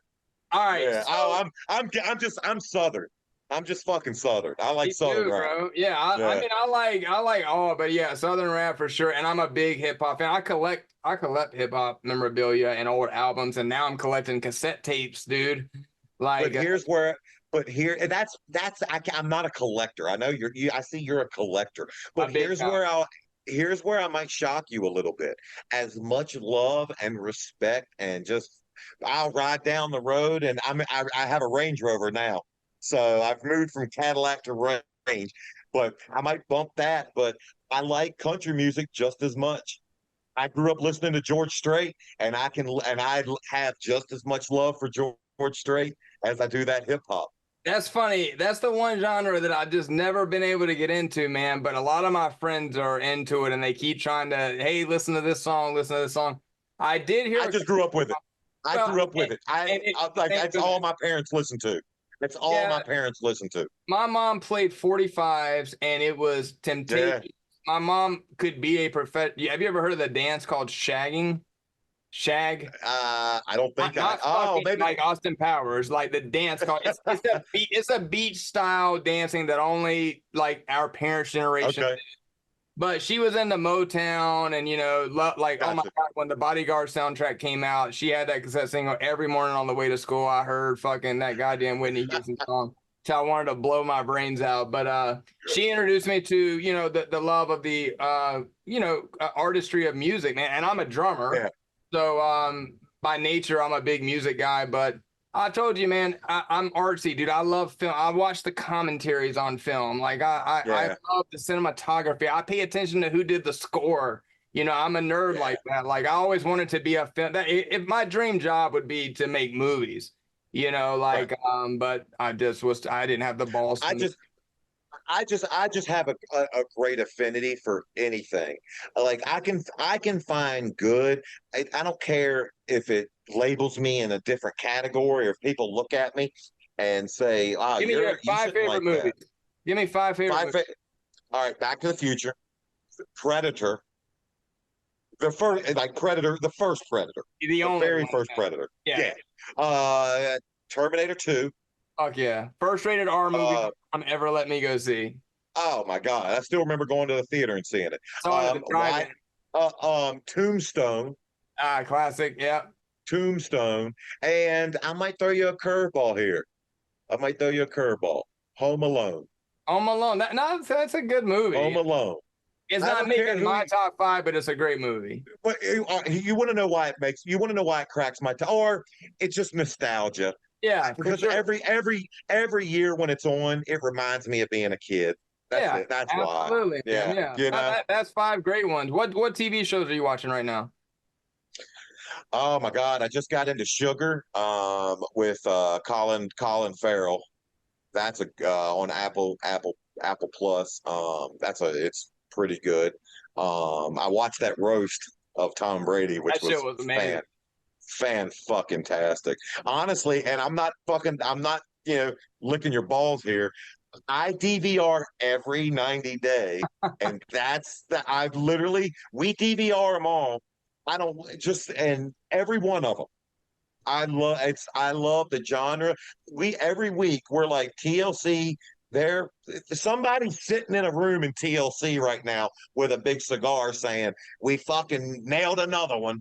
That's Howard Lee. Yeah, Howard Lee is responsible for all the 90 shows, and he's brilliant. He's brilliant because he's whoever the guy Mark Burnett, the guy in the early 2000s that was putting out all the reality shit that everybody was watching. That's what this guy's doing now.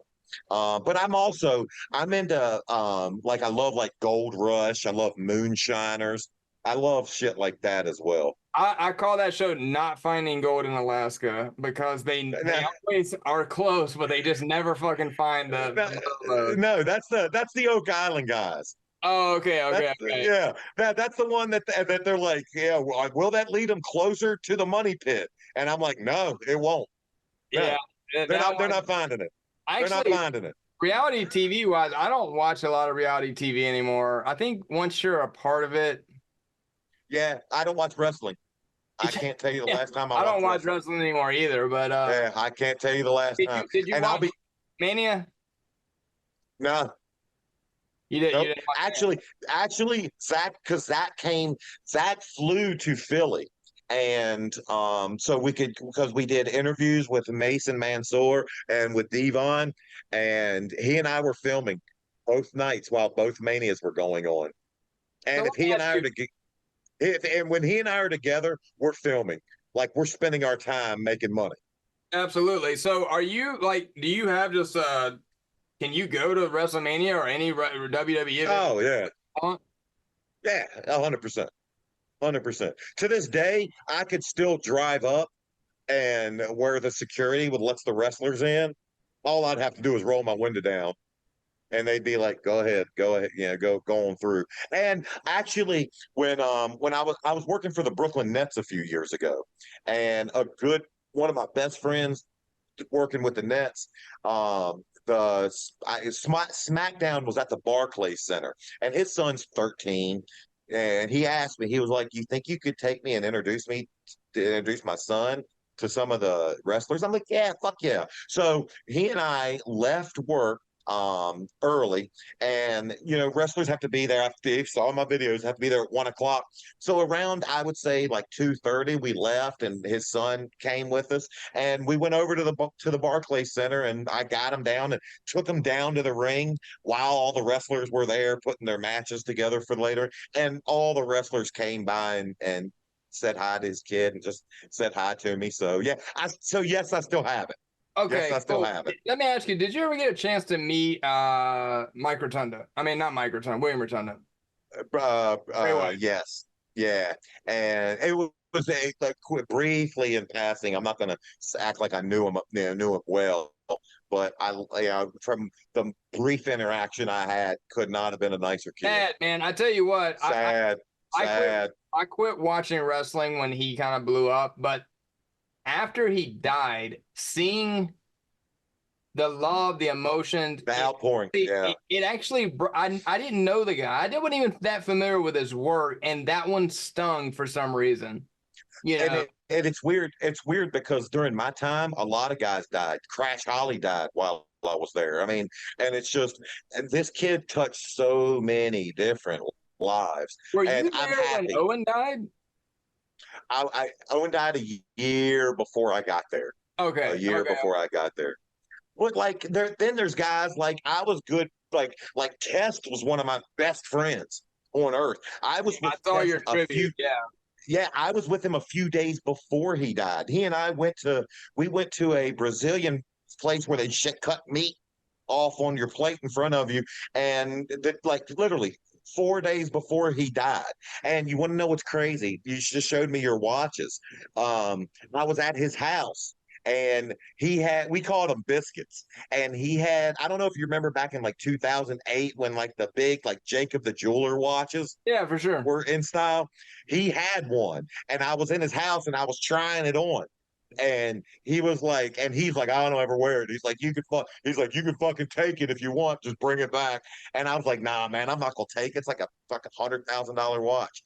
And literally, that was the last time I ever saw him. And there's a part of me that's always been like, I wish I would have taken the watch, not for the monetary value of it. Absolutely. Yeah. Just to fucking, because I would never sell it, just to have something of his. Because it's like, completely get it. Yeah. Obviously, we take, in the wrestling business, man, you just take friendships for granted. I never thought that night leaving him, that was going to be the last night I saw him. Now, what about, okay, so I'm not Jim Cornette, I'm not Conrad Thompson, I don't have dates memorized, but were you there when Guerrero died? Guerrero, he passed 3 months after. I had just got done wrapping up for the Surreal Life. Okay. And when he passed. Okay. Yeah. So who were you there for? I know you said you were there during Benoit. No, you were done by then. Yeah, I was done by Benoit too. Because I think Eddie died at the end of 05. And I got released in, I think it was June of 05. How did that release go? It's Johnny called me. And it was weird because they had me on all the shows, and then it was a Monday Night Raw, and they didn't have me, and they didn't have Jindrak on the show, and it made no sense. And I remember he and I, we left, since we were on the show, we just left and went to go get a workout in. And we came back, and then the next day I'd land, and I'm driving home. I would land in Charlottesville, and there was about an hour drive to my house. And halfway through the drive, Johnny Ace called me up, and pretty much like my video, he told me, he was like, and I was like, because he was like, "We got to let you go." And I'm like, "All right, tell me why." I'm finally starting to figure wrestling out. I'm finally starting to understand the psychology of it. And yeah, he gave me some bullshit that I wasn't, you're not progressing in the ring, and you should have went down to the ring and gotten better, which is 100% accurate. I didn't. I was more interested in fucking party, and I was more interested, and I've said it, and it's accurate. I was more interested in what wrestling could give me rather than what I could give wrestling. But I was a fucking kid, man. I'm 28.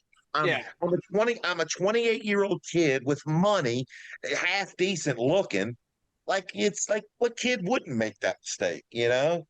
Yeah, I And mean, dude, you were probably getting every chick that couldn't get the rock. yeah, hey, and I was fine. Hey, and I was fine with those tailings. And I was fine with those Oh tailings. my God. Hey, well, listen, I know you got to go. Shit, yeah, so I fucking do. Let's part 3, baby, next week. Part 3. Okay, so you told me the last time, remember Hogan. I'm going to tell you this. Remember Home Shopping Network. Okay, I've we'll never pick up there. seen anyone talk about that business, how they got to it. I'm very curious about that. And then I want to hear about all the fucking panty dropping you did as a wrestler. You got it. Or lack thereof. The Home Shopping Network, you're gonna love. I had a reality show. I mean, I had an R&B show that I hosted on BET, and my co-host for BET, she sent my audition to Home Shopping without my approval, and because she knew I would. Okay. All right. So, But we'll get into it. give me a teaser. All right. But yeah, I want to get the full detail. So, man, hey, Got it. it's going to be a 3-parter. That's great because, man, I still have Tim, who the fuck are we kidding, Tim? This is like a 4-parter. Yeah, probably. Who the fuck are we kidding? Keep going. Yeah, who are we kidding? Man. Like, Jesus Christ. All right, man. Thank you so much. I'll text you, brother. Bet. Don't be a blonker. Subscribe.